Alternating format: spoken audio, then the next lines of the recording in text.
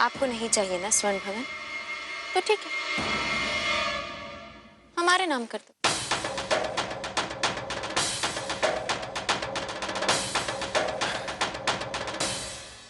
क्या मजाक कर रही हो आप? मजाक नहीं कर रहे।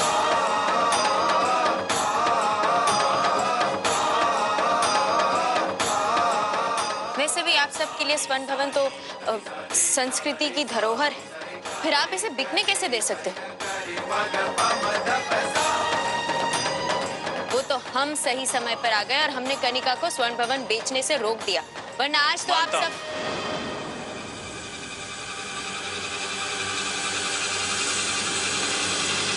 मानते हैं कि तुमने स्वर्ण भवन को बिकने से रोका, गलत हाथों में जाने से रोका, और हम सब इस बात के लिए बहुत खुश हैं कि तुम कनिका की सच्चाई सबके सामने ले आई। लेकिन राज के बहुत एहसान है हम पे आभा, और आज भी वो हमें स्वर्ण भवन दे रहा है। स्वर्ण भवन हमारा है नहीं तो तुम मांग कैसे सकती हो?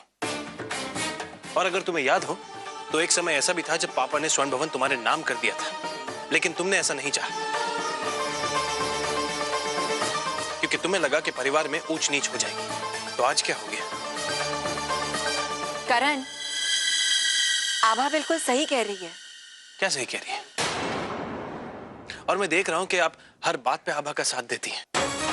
आप लोगों की दोस्ती बहुत गहरी हो गई है। इसकी वजह जान सकता हूं?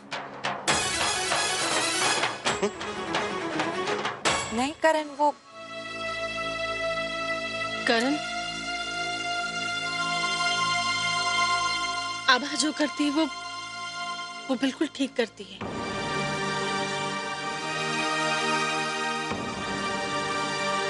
करण, आभा ने आज तक इस घर के लिए कोई गलत फैसला नहीं लिया है, और मुझे नहीं लगता कि ये भी कोई गलत फैसला है।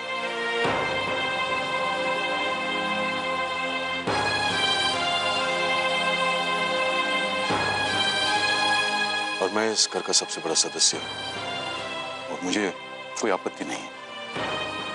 अगर मुझे नहीं है तो इस घर के किसी भी सदस्य को कोई परेशानी नहीं होनी चाहिए। पापा, स्वर्ण भवन हमारा। करण सुनो, मैं सिर्फ एक बात ही कहना चाहूंगी, हम जो गलती हमेशा करते हैं उसे इस बार ना दोहराएं तो अच्छा होगा।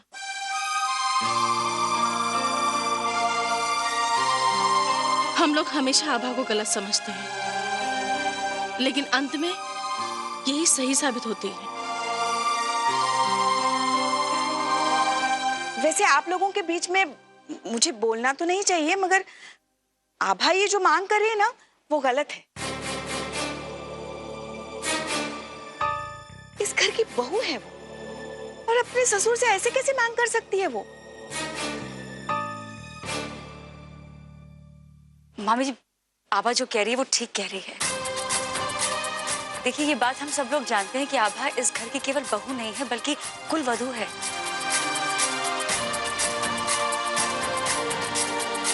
उसने हमेशा इस घर की खुशियों का ख्याल तो रखा ही है, लेकिन इस कुल का मान भी हमेशा रखा है। तो प्लीज, वो ठीक कह रही है।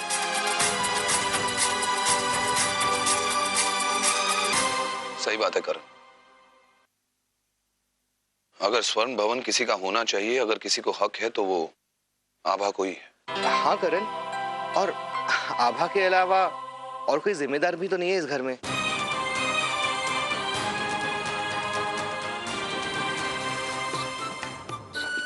क्या क्या सपने देखे थे मैंने, और क्या हो गया?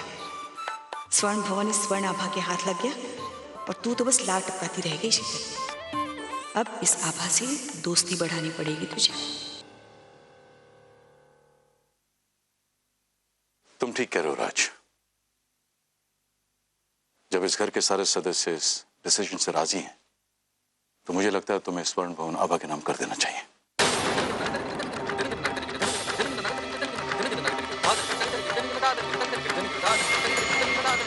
रामरिया, कितने भोले लोग हैं ये सब, और यो छम्मक छलो बिना वजह ही बदनाम करे थी इन्हें भी और आभा ने भी।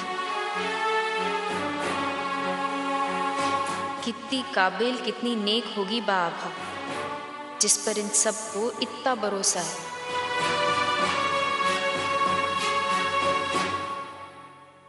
एक मिनट वकील साहब।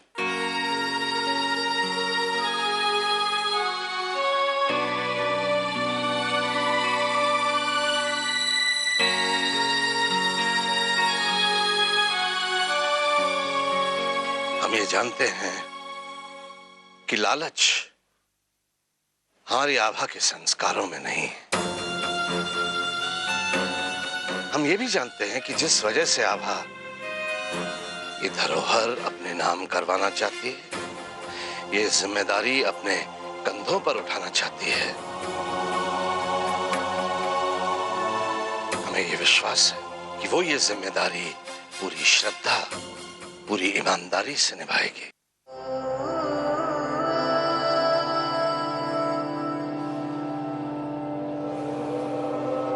और हम ये उम्मीद करते हैं कि एक पिता, एक ससुर का सर कभी नीचे झुकने मत देना।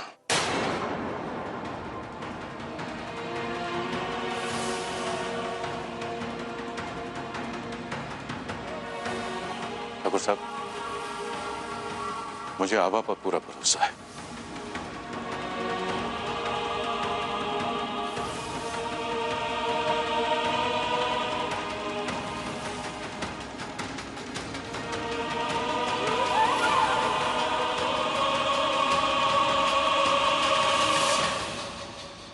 मैं तुम खिला के तो तूने झूठी रिपोर्ट बनवाएगी तो मैं डर जाऊंगी। आज थारी गर्दन काट ना दी ना, पूरा नाम भी ओपी जी ने।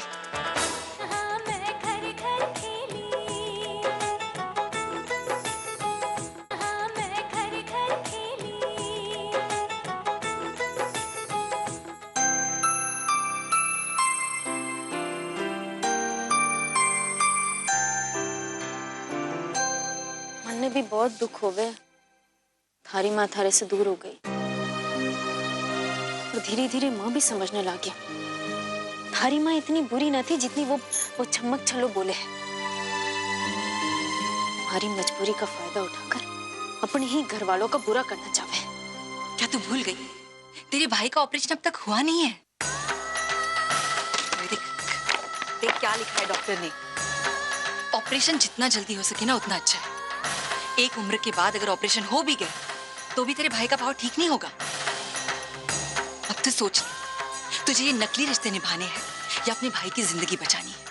कसम करनी, अगर बिट्टू की जिंदगी का सवाल ना होता ना तो मैं ऐसा कभी ना करती। छोड़ूंगी नहीं उससे कभी को।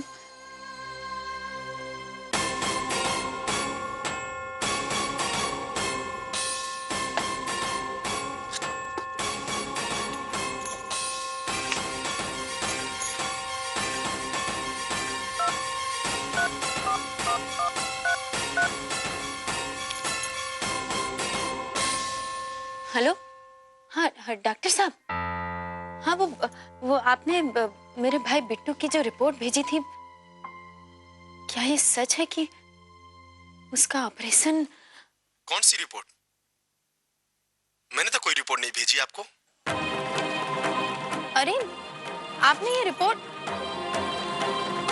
आपने कोई रिपोर्ट नहीं भेजी? सानी टेढ़ी छा चल रही है मेरे साथ, भी उसको सीधी करती हूँ मैं। तुम खिला के तो तूने झूठी रिपोर्ट बनवाएगी तो मैं डर जाऊंगी। आज थारी गर्दन काट ना दी ना, पूरा नाम भी ओपी जी ने। मैं मानती हूँ कि मैंने गलत कहा, लेकिन डॉक्टर ने ये भी तो नहीं कहा ना कि उसका इलाज एक दिन में हो जाएगा। तू बस इसी तरह मेरा साथ देती रहे, फिर तो देखना कि बिट्टू चलेगा भी और दौड़ेगा भी। लेकिन तुम्हारे भलाई के लिए तुमसे कह रही हूँ, अगर मेरा प्लान चौपट हो गया ना तो कहीं ऐसा ना हो कि धोखाधड़ी के केस में तुम्हें भी जेल जाना पड़े, और फिर तुम्हारा बेचारा बिट्टू तुम्हारे उस शराबी मामा के पास। सोच रही हूँ, इसीलिए तो तू जो बोल रही है वो कर रही हूँ। देख, मजबूरी में भी मैंने थारी बात रखी। अब अब थारी भलाई इसी में है कि तू जल्द से जल्द हमारे बिट्टू का इलाज करवा। अभी के अभी डॉक्टर को फोन कर और उसको बोल बिट्टू का इलाज करने के लिए। देख तूने मेरा साथ देकर मेरी मंजिल की तरफ पहला कदम बढ़ाया है, इसलिए तुम्हारे बिना कहे ही मैंने तुम्हारे डॉक्टर साहब को फोन करके ऑपरेशन की डेट फिक्स भी कर दी है। सच कह रही है ना? देखो मैं ज़बान की बिल्कुल पक्की हूँ। तुम इसी तरह मेरा साथ देती रहो और मैं बिट्टू का इलाज जल्द से जल्द शुरू करवा दूंगी। बस ऑपरेशन के डेट से पहले तुम्हें आभा को सबकी नजरों से गिराना है। इतना गिराना होगा कि ये घर वाले उसे स्वर्ण भवन से ही नहीं, अपने दिल से भी निकालकर बाहर फेंक दे। बस वैसे मानना पड़ेगा, आजकल तुम डायलॉग्स बहुत अच्छे बोल रही हो। कहां से सीखा तुमने ये सब?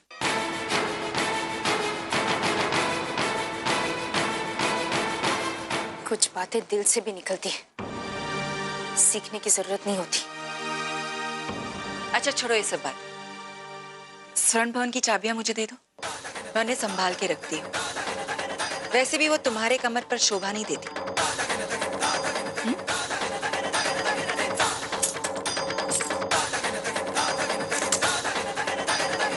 चल निकल।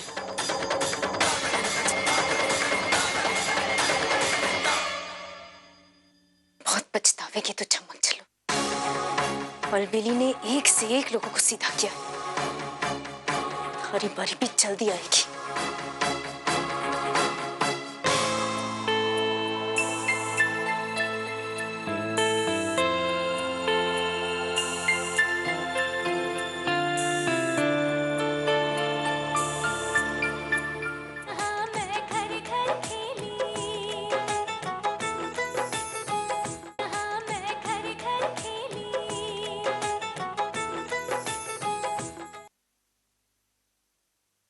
अरे ये क्या कर रहे हो? हाँ एक मिनट। ये ले। निशांत के लिए स्वेटर बना रही हो ना? और तुमने पूरा उनका गोला उलझा दिया है ना? आप जाइए ना, इसे कहीं लेकर घूमिए जरा। दादी ने बनाया स्वेटर कितना जचेगा ना निशांत पर, है ना? बहुत पोत लिया तूने मक्खन सासू माँ पर चमक छल्लो, लेकिन इन बच्चियों को थारे इन घटिया हरकतों का शिकार न होने देगी अलबेली। मम्मी जी, हम पिताजी से मिलने जा रहे हैं इस वक्त? हाँ, वो इतने दिन से हम सब वहाँ रह रहे थे और आज वहाँ कोई नहीं होगा। और हम बचपन से पिताजी को जानते हैं, वो अकेलेपन से बहुत घबराते हैं, इसीलिए हमने सोचा। धन्य है ठाकुर साहब जिनको तुम्हारी जैसी बेटी मिली बेटा। नहीं पापा, धन्य तो वो परिवार होता है जिनके घर में लक्ष्मी पैदा होती है।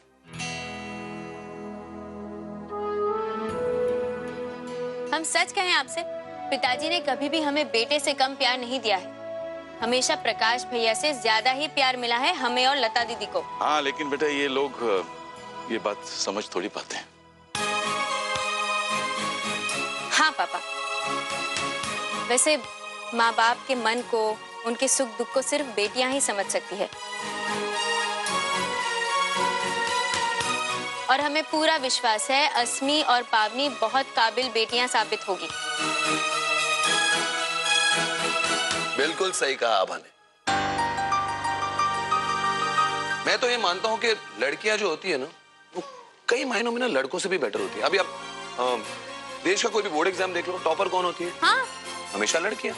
इसलिए तो हमारे देश में किरण बेदी, साइना नेहवाल, कल्पना चावला, हाँ झांसी की रानी भी। बिल्कुल। हाँ, और भैया, लड़के सिर्फ एक परिवार को संभालते हैं, पर लड़कियां तो दो दो परिवार को संभालती है। सिर्फ लड़कियां ही संभाल सकती हैं।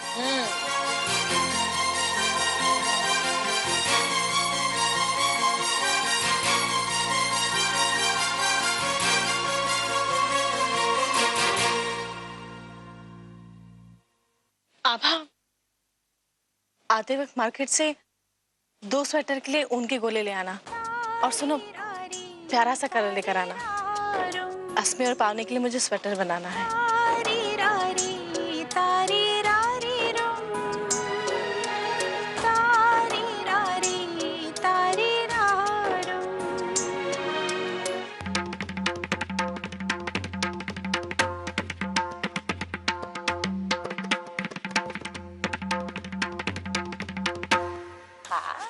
सॉरी बेटा, बहुत दिन तक तुम अपने प्यार से वंचित रखे। 2-4 किताबी बातें करके कोई मेरे बेटे की अहमियत कम नहीं कर सकता इस घर में। उसका हक सबसे ज्यादा है इस घर पे और हमेशा रहेगा। देखा तूने पावनी, कैसे अलबिली ने 1 मिनट में थारी दादी को समझा दिया कि छोरा छोरी एक होवे है, हैं? अलबिली तो बहुत चालू है। पर थारी जो चाची है ना, 1 नंबर की कमीनी औरत है। कैसे इतने अच्छा लोग माँ कैसे आ गई वो? हाँ, अरे रोना नहीं, ये देख खिलौना, ये देख खेल। तेरा बापू आएगा ना, उसके बाद ही सोना, अभी नहीं, खेल। हाँ, एक बात कहूं, थारो बापू है, तने बुरा लगेगा, पर बहुत चिपको है साला। जब देखो तब पुराने घर में ही अच्छा था। सारी लुगाइयां एक कमरे में और मर्दा दूसरा कमरे में, चिंता ही न थी। अरे देख, रोना मत, देख थारो बापू आएगा ना, उसके बाद ही हम सोएंगे। हाँ, थारे बापू आएगा उसके बाद।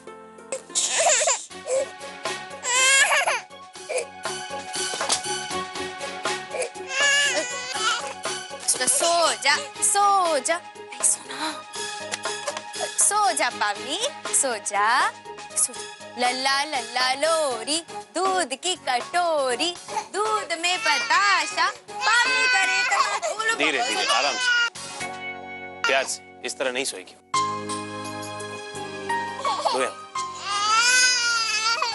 तो आगे पापा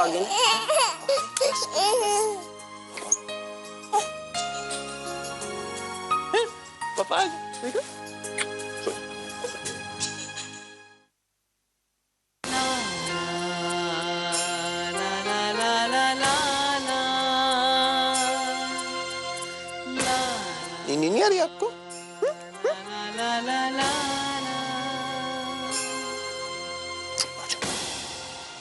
अरे नहीं, वहां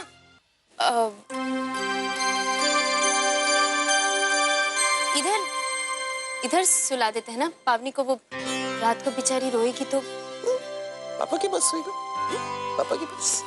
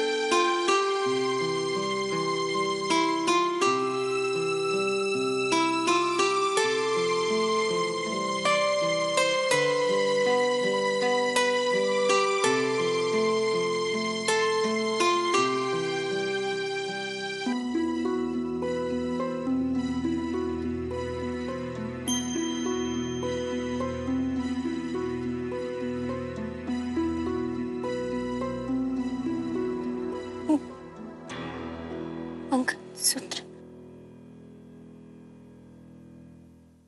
एक मिनट।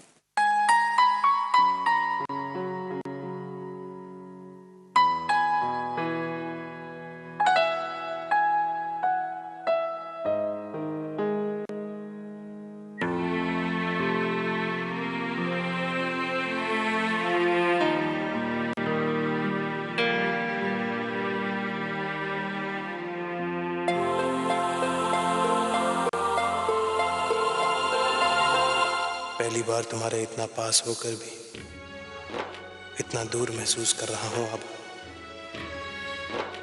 तुम्हारी धड़कनें तो मेरी धड़कनों के साथ चला करती थी, लेकिन पता नहीं आज क्यों वो धड़कन अलग सी महसूस हो रही। मेरा दिल जैसे मुझसे कुछ कहने की कोशिश कर रहा